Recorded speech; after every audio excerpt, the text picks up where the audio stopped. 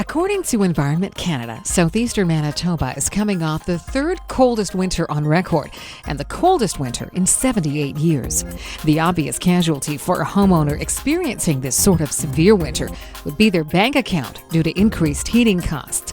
But did you know that there are other risks associated with extreme cold when it comes to your home? Steinbach's Trevor Esau works as a certified energy advisor and makes a living helping other homeowners make their homes as energy efficient as possible.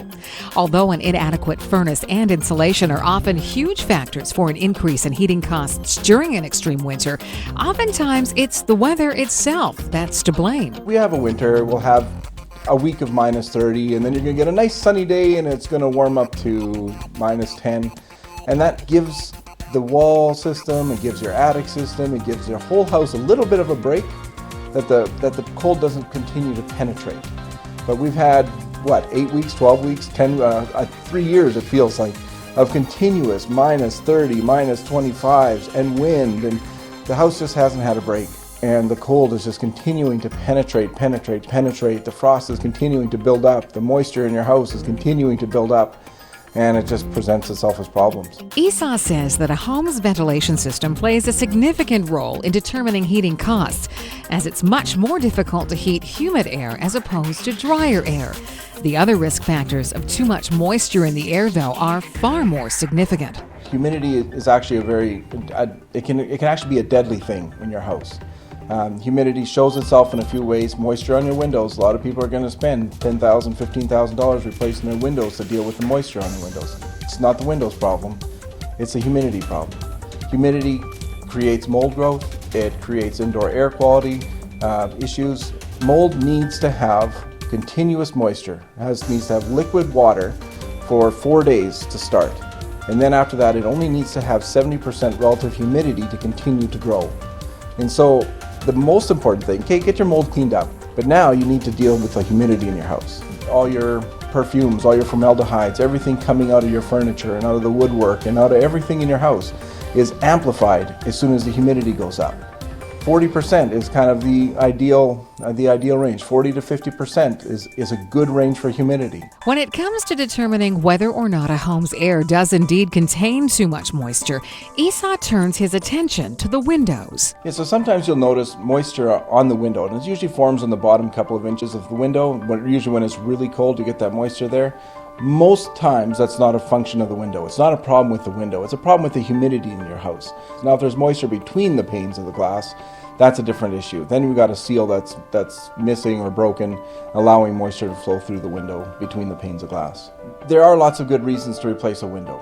Sometimes the window doesn't function anymore. It doesn't open, the hardware doesn't work, it's rotten, it's rusty, it's falling apart. You get an old window like that. Sometimes the panes fog up in between because the seals are gone. Sometimes the windows are rotten because you've had moisture penetration through different areas.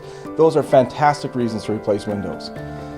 But energy efficiency is not really a good reason to replace a window.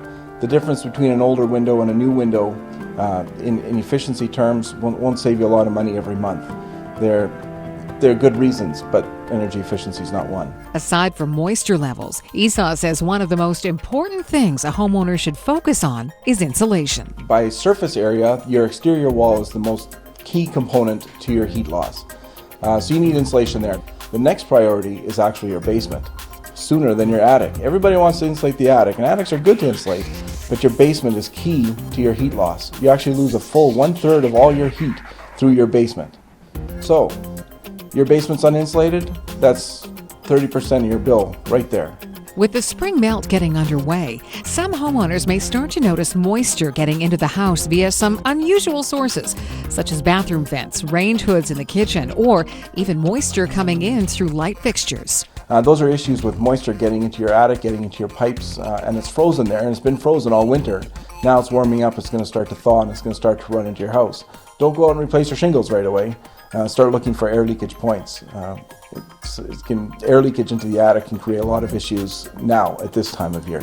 The good news is, if you go through the trouble of optimizing your home's energy efficiency for winter, the effort will pay off all year round. Yeah, actually, if you make your house nice and efficient for winter, you've also made it efficient for summer. The insulation works same way in summer as it does in winter. It's keeping the cold and the warm separate. So when it's minus 30 outside and you want plus 20, the insulation works. When it's plus 30 outside and you want minus 15 inside, or plus 15 if you wish, whatever your temperature is, then the insulation is also helping you in that. So every time you increase the efficiency of your house for winter, you're increasing it for summer as well. Esau suggests those with concerns about the energy efficiency of their home do some research and, if necessary, contact a professional who will be able to troubleshoot any issues that present themselves. One of the best sources of information is actually Manitoba Hydro's website. They have lots of information on how to insulate, on how to solve problems, on how to make your home more efficient. And if you just can't get the information there, you may have to contact a professional in the efficiency industry to do some problem solving. There are people out there that can help you with the different issues you're having. For Steinbach Online, I'm Karen Black.